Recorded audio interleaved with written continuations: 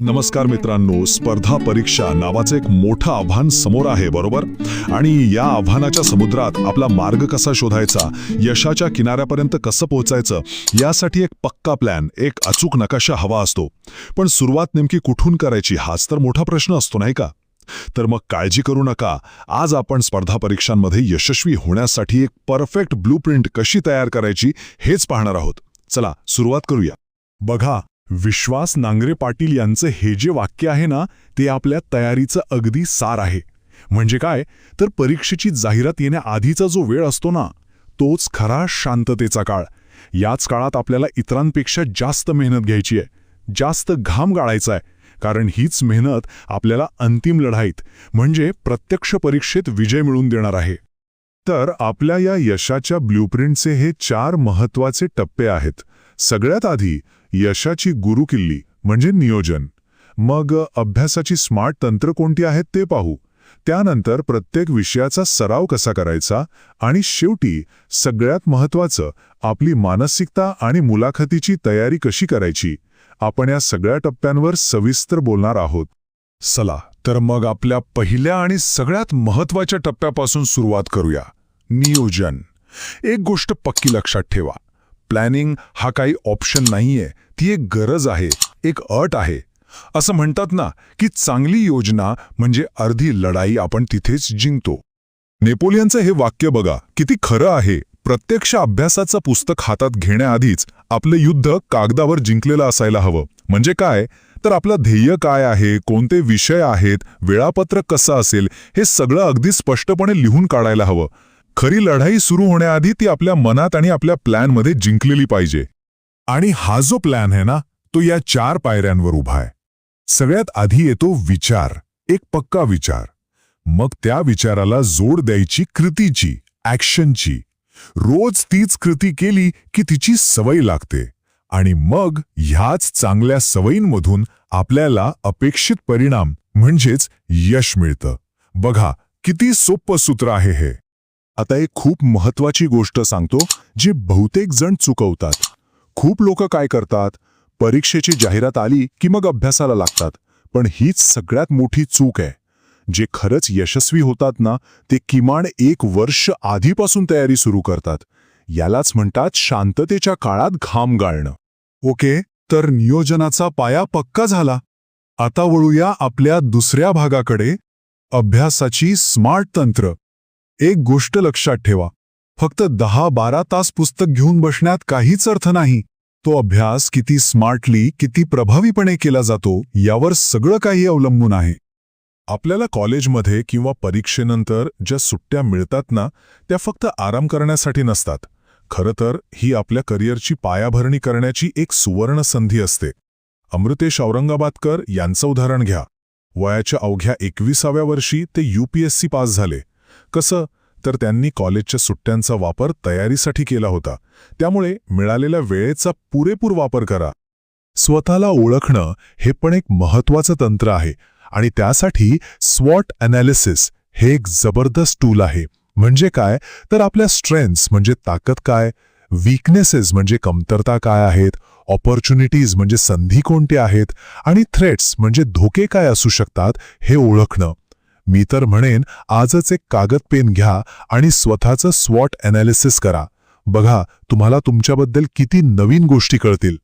आता काही अशा सवयींबद्दल बोलूया ज्या यशासाठी खूप गरजेची आहेत. पहिलं म्हणजे स्वतःच्या हाताने नोट्स काढा, कारण लिहिताना गोष्टी जास्त लक्षात राहतात. दुसरं, मित्रांसोबत ग्रुप डिस्कशन करा, पण हो, फक्त अभ्यासावरच. तिसरं, अभ्यासाची जागा शांत आणि सकारात्मक ठेवा. मोबाईल, सोशल मीडिया यांसारख्या गोष्टींपासून शक्यतो दूर राहा.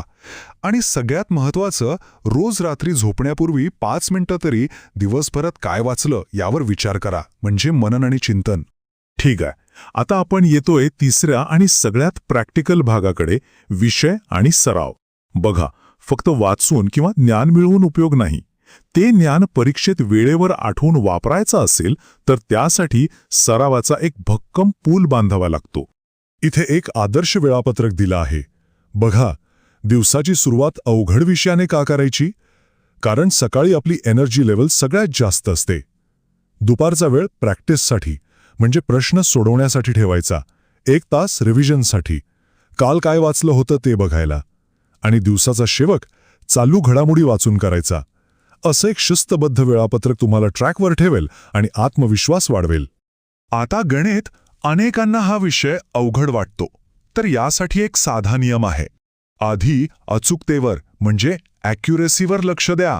स्पीड आपोआप वाढेल. आधी कॉन्सेप्ट समजून घ्या, मग शॉर्टकट शिका. आणि हो, रोज किमान 30 गणितं सोडवण्याचा नियमच बनवा. सरावच तुम्हाला या विषयात परफेक्ट बनवेल. आणि एक मोठी चूक जी बरेच जण करतात ती म्हणजे मराठी विषयाकडे दुर्लक्ष करणं. MPSCमध्ये हा विषय स्कोरिंग आहे हे विसरू नका. व्याकरण, शब्दसंग्रह आणि उतार्यांवरचा सराव व्यवस्थित करा. लक्षात ठेवा, याच विषयात मिळवलेले काही जास्तीचे गुण तुमची रँक बदलू शकतात. आता प्रश्न येतो की सराव परीक्षा किंवा मॉक टेस्ट का द्यायच्या? त्याने आत्मविश्वास कसा वाढतो? तर या परीक्षा आपल्याला टाईम मॅनेजमेंट शिकवतात, परीक्षेची भीती घालवतात, आपले कोणते विषय कच्चे आहेत हे दाखवतात. थोडक्यात काय, तर ते आपल्या तयारीचा आरसा असतात. आणि जेव्हा आपण आरशात बघून स्वतःला सुधारतो तेव्हा आत्मविश्वास आपोआप वाढतो. चला, आता आपण आपल्या प्रवासाच्या शेवटच्या आणि निर्णायक टप्प्यावर आलो आहोत, मानसिकता आणि मुलाखत. तुम्ही कितीही अभ्यास केला असेल, पण परीक्षेच्या त्या 3 तासात आणि मुलाखतीच्या त्या अर्ध्या तासात तुमचं माइंडसेट कसं आहे यावरच सगळं अवलंबून असतं. स्पर्धा परीक्षेचा हा जो प्रवास आहे ना, तो 100 मीटरची स्प्रिंट नाही, तर एक मॅरेथॉन आहे. आणि ही मॅरेथॉन पूर्ण करण्यासाठी चिकाटी, जिद्द, एकाग्रता, सातत्य आणि संयम हे गुण अंगी बाळवावेच लागतात. हेच गुण तुम्हाला कठीण काळात तग धरून ठेवायला मदत करतील. कधी कधी अपयश येतं, पण अपयश म्हणजे शेवट नाही. अरविंद इनामदार यांचं उदाहरण घ्या. ते पोलीस उपनिरीक्षक परीक्षेत नापास झाले, पण ते खचले नाहीत. उलट त्या अपयशातून शिकले, जास्त जिद्दीने अभ्यास केला आणि थेट IPS अधिकारी बनले. म्हणून अपयशाला घाबरू नका, त्याला यशाची पायरी बनवा. या संपूर्ण प्रवासात पालकांची भूमिका सुद्धा खूप महत्त्वाची असते. फक्त पुस्तकं किंवा क्लास लावून देणं पुरेसं नाही, तर त्याहीपेक्षा महत्त्वाचं आहे घरात एक सकारात्मक आणि तणावमुक्त वातावरण तयार करणं. मुलांवर विश्वास ठेवणं, त्यांना मानसिक आधार देणं हेच खरं सहकार्य आहे. आणि हे एक वाक्य कायम लक्षात ठेवा, winners never quit and quitters never win. म्हणजे जिंकणारे कधीच मैदान सोडत नाहीत आणि जे मैदान सोडतात ते कधीच जिंकत नाहीत. तुमची चिकाटीच तुम्हाला तुमच्या ध्येयापर्यंत घेऊन जाईल. ठीक आहे, तर या संपूर्ण चर्चेचा सार काय? या ब्लूप्रिंटमधला यशाचा खरा मंत्र काय आहे? हे 4 शब्द, फक्त 4 शब्द मनात पक्के करून ठेवा. नियोजन, सातत्य, सराव आणि सकारात्मकता. हीच आहे यशाची चतुर्सूत्री. योग्य प्लॅनिंग करा, रोज अभ्यास करा, भरपूर प्रॅक्टिस करा आणि नेहमी पॉझिटिव्ह राहा. यश नक्की मिळेल. आणि जाता जाता एक प्रश्न स्वतःला नक्की विचारा.